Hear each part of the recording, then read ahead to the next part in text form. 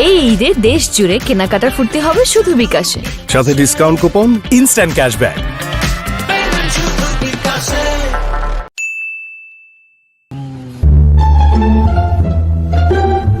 Break মাসেস কেন? আরে রাস্তায় তো অনেক জ্যাম। ট্রেন কি রাস্তায় চলে কি? ট্রেন তো রেল লাইনে চলে। ও ভুল লাগেছিলাম গা। আচ্ছা তোর মাথায় তো বুদ্ধি কেমন আছে? আমি তো বড় না। ও আরে চালা চালা। চল চল। জানো আজকে তোর এখানে কেন লই আনছি? কেন? আগে বল, আব্বা এই রাস্তা দিয়ে যায় না? না না, আব্বা তো এই রাস্তা দিয়ে যায় না। তাহলে কি ওখান থেকে খালার বাসা দেখা যায়? না না, খালাবাস তো অনেক দূর। আচ্ছা তাইলে শুন, আজকে আমি আব্বার পকেট থেকে টাকা চুরি করে তোর গোল্লায় বিড়ি লই আনছি। বিড়ি? না না, বিড়ি টিড়ি খাবো না। বিড়ি আমি শুনছি বিড়ি খেলে নাকি মানুষ মারা যায়। আব্বা তো প্রতিদিন বিড়ি খাই, আমরা না আজকের দিন খামু আনি। বিড়ি আচ্ছা ঠিক আছে, তাহলে বাইরে কর বাইরে কর।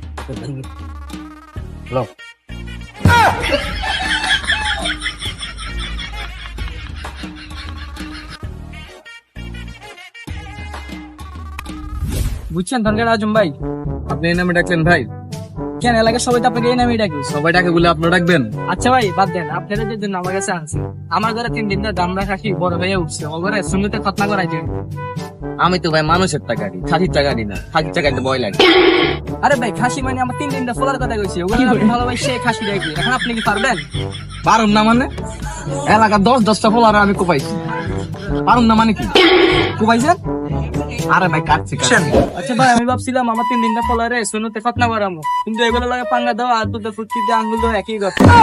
ভাই আপনি কোনো টেনশনই কইরেন না, আমি গোড়ার মুসলমানই দিছি, আর আপনার ফলারটা মাত্র এইটুকু। তাহলে ভাই শুভ কাজে দেরি কিসে? চলেন চলেন। চলেন চলেন। আচ্ছা ধনগার আজম ভাই, আবারও ভাই? আচ্ছা ভাই বাদ দেন, ওই যে আমার 3 দিনের দামরা ফলা বসে আছে, মাঝখানটাকে ডাউনলোড করতে আমার অনেক খুবই কষ্ট হয়েছে। আগে ফালালে ওরে ফালাবেন। আচ্ছা ঠিক আছে। কিন্তু ভাই ছোট হলে গেছে, ওরটা কিন্তু এনাগন্ডার মতো দাঁড়ায় থাকে। আমার কেমন ভয় দেখান? না ভাই ভয় দেখাই দিছি না তো, আপনি সাবধান করে দিতেছেন। বাবু বামে টানা ডানার টানা মাঝখানটা এদিকে আয়। জি আব্বা আইতেছি।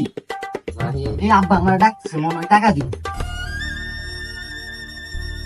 আব্বা তোরা ডাকছে, তুই তো বড় হইলে সবসময় তোর আগে লাগে।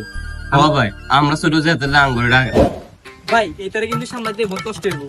আরে ভাই আপনি কোনো টেনশন করেন না, আমি একজনের ডাকছি, এটা পুরো কাফায় ফেলাবো। এই এদিকে আয়।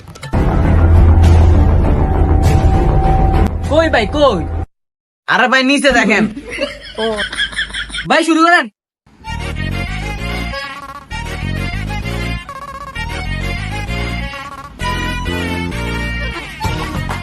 বিসমিল্লাহ।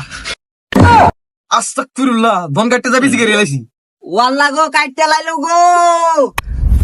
বাবু তোমার নানু বাড়ি কোন? আমার নানু মানে এনো। আরে এটা তোমার দাদুর বাড়ি, তোমার নানুর বাড়ি কোন? আরে আমার নানু বাড়িতে এটা, আমার বাপ তো ঘর জামাই।